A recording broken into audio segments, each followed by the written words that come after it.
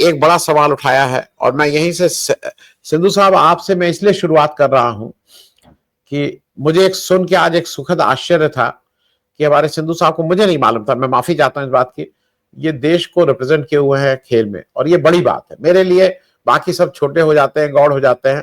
जिसने भारत का कोट पहन लिया उससे बड़ा तो भारत होगा। तो वही मैं कह रहा हूँ सिंधु। नहीं, यहाँ मैं करेक्शन कर देता हूँ, भारत का कोट नहीं पहन पाया था मैं। हाँ, हरियाणा के लिए और यूनिवर्सिटी के लिए मैं खेलता रहा। बहुत बढ़िया। और हाँ, ये अब जरूर है हॉकी। कि टेस्ट मैच भी खेले। हाँ जी, जी, हॉकी। हॉकी। तो मैं इसलिए कह रहा हूँ सिद्धू साहब, हम लोगों में खिलाड़ी, मैं आपसे शुरू कर रहा हूँ। उस यशन्या ने सवाल उठाए हैं खिलाड़ियों के ऊपर भी। उन्होंने कहा है जो क्रिकेटर्स जो नेशनैलिटी के लिए आते हैं, इनको फौज में रैंक दे दी जाती है कि फलाना रैंक, ये कर्नल साहब हैं, ये कैप्टन साहब हैं, ये कौन स्क्वाड्रन लीडर हैं। क्या समय आ गया है कि ये जो रैंक पहने हुए ये जो खिलाड़ी हैं, मैं तो कहूंगा ये मतलब इनकी रैंक उतार ली जाए। ये ऐसे समय में उन टेररिस्ट के साथ जाके मैच खेलने की हिम्मत कैसे कर रहे हैं। और देश में आज एक कॉल बड़ी वो है कि इसको बिल्कुल बायकॉट होना चाहिए। मैं पहली टिप्पणी सिद्धू साहब आपसे ले लूं। आज ज्यादा जरा बड़ा पैनल है, आग्रह सिर्फ यही होगा कि आप लोग संक्षेप में रखेंगे टिप्पणी, जिससे 2 3 4 राउंड थोड़ा ले लेंगे, लोगों के क्वेश्चन भी ले लेंगे। देखिए, जहां तक खेल की भावना का सवाल है, खेल अपनी जगह है और देश की राजनीति और देश के जो शत्रु हैं वो अपनी जगह। अब जहां एक घटना, इतनी बड़ी घटना देश में हुई है, अभी 3.25 महीने भी नहीं हुए हैं, अभी राख भी अच्छे से ठंडी नहीं हुई है, और एक ऐसा निर्णय कर लिया जाता है जिसमें सरकार अनुमति देती है शत्रु देश की टीम से खेलने की। अब ये सीधा सीधा सा एक तरह से देखा जाए तो अपमान है।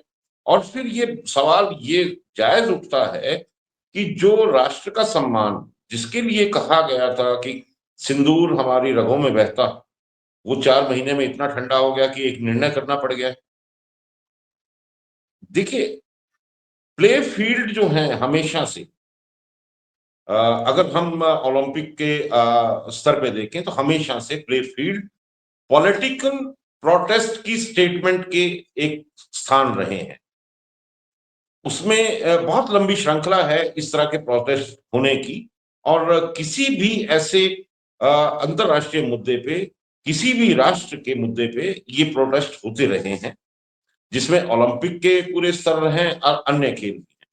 अब अगर भारत का एक डेलीगेशन जो अभी कई देशों में भेजा गया था, वो किस लिए भेजा गया था?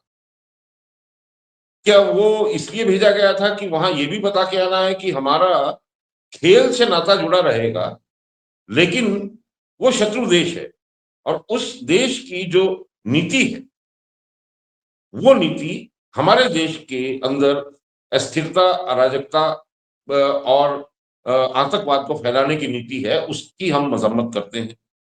ये दोहरा मापदंड किस प्रकार से चल पाएगा? मुझे लगता है कि अवसरवादी ये जो आदर्श हैं और जो नीतिगत जो फैसले हैं, वो कहीं इनको दिशा भ्रम करते हैं और वो इस देश को भी भ्रमित करने का प्रयास करते हैं। दोनों चीजें नहीं चल सकती और ये अंतर्द्वंद पिछले 1 दशक से हम देख रहे हैं। तो जहां तक सम्मान की बात आती है, देश के जो सेनाओं की रक्षा करते हैं, जो सैनिक वहां हैं, देश के वो लोग जिन्होंने अपने देश को सर्वोच्च माना और देश की अस्मिता को सर्वोच्च माना, तो उनके उनके मनोस्थिति आज एक तरह से अपमानित हो रही है। उनका जो एक जज्बा है वो अपमानित होने की स्थिति में। ये अगर मान लीजिए इसका बायकॉट किया गया था, इसका प्रोटेस्ट किया गया था, अगर वो डेलीगेट्स जितने कंट्रीज में भेजे गए थे, तो वो नहीं भेजे जाने चाहिए थे। आज अगर ये एक निर्णय, एक छोटा सा निर्णय, और एक शत्रु देश जिसको आपने डिक्लेयर किया हुआ है, जिसकी नीतियों के ऊपर आप निरंतर बोलते आ रहे हैं, और अगर कहें तो जब से भारतीय जनता पार्टी ने अपना होशो हवास राजनीतिक तौर पे संभाला है, तब से उनके लिए पाकिस्तान एक ऐसा देश है जो भारत के लिए बहुत अस्थिर करने वाला, अराजकता देने वाला और टेररिज्म को सपोर्ट करने वाला।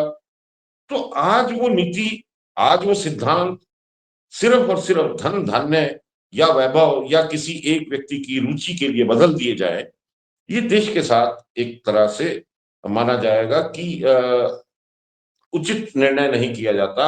और जिस प्रकार से ये अनुमति सरकार के द्वारा दी गई है, सरकार अपने आप में ही एक बड़ी भ्रमित स्थिति में खड़ी है, इसका ये स्पष्ट उदाहरण। मैं सिद्धू साहब एक बहुत जल्दी से पूछ लूं, और ये जो धनंजय साहब ने कहा, मतलब मुझे सुन के मैं क्या बोलूं, सारे सब पार्टियों का चरित्र वैसा ही है, 19-20 का फर्क हो सकता है। इंडिविजुअल की बात मैं नहीं कर रहा हूं, इंडिविजुअल एक आध लोग इस समय हैं देश में जिनके ऊपर विश्वास कर सकते हैं, एक या दो, इससे ज्यादा नहीं। लेकिन जब कांग्रेस में भी वही राजीव शुक्ला जी हैं, तो कल नोट गिनने में तो वो भी कुछ रोजगारी तो उनको भी मिलेगी ना। ऐसा थोड़ी कि हो सकता है बड़े नोट युवराज ले जाएं, लेकिन रोजगारी तो ये भी बटोर के लाएंगे वहां से, इसमें कोई दो राय नहीं है। मैं एक चीज जरा आपसे पूछ लूं कि ये जो मेरे किसी साथी ने कहा या किसी उसमें कहा, किसी ने कमेंट किया कि भाई खिलाड़ी क्यों नहीं, मैं ये मानता हूं खिलाड़ी की उम्र बहुत कम होती है, 4 साल 6 साल में, तब भी उनको थोड़ा ये कह सकता हूं। लेकिन जो 5 खिलाड़ी हैं, बहुत बड़े अंपायर बना चुके हैं भाई, लगातार कमेंट्री में बोले, उसमें से एक आदमी ने नहीं बोला। मतलब ये इतना पैसा, अब इतना वो हो गया है, पैसा भी हो गया और डर भी हो गया। खिलाड़ी तो अगर कोई बोलेगा तो उसको अगला फिर वो तो मैच खेल ही नहीं पाएगा, उसका करियर खत्म हो जाएगा, इसमें कोई दो राय नहीं।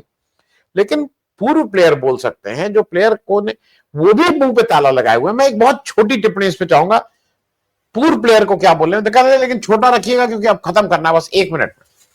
पूर्व प्लेयर की अगर बात आती है तो पूर्व प्लेयर की अगर बात आती है तो हर कोई प्रगट सिंह नहीं हो सकता, ये भी कहा जा सकता है। जहां तक सवाल आता है कि सिद्धांतों को बनाए रखने का, तो वो सिद्धांत हर किसी से बनते नहीं है, और पैसे के आगे जो नाचते हैं वो उनका जो आज दौर है, वो इसका सबसे बड़ा उदाहरण है कि जो अब हम देखेंगे कि राजीव शुक्ला जैसे भी वहां कुछ ना कुछ गिनने जाए। ये जो एक धंधे वाला जो एक एटीट्यूड है, मैंने जो खेल भावना की बात की थी ना, मैंने वो एक तंज किया था कि खेल भावना इनकी, वो खेल ही भावना है, और ये खेल बड़ा है। और इस बड़े खेल में सिर्फ और सिर्फ वो चांदी के सिक्कों की खनक है, उसके अलावा न अस्मिता की कोई बात है, न सम्मान की कोई बात है, न अपने आदर्शों को और सिद्धांतों की कोई बात है।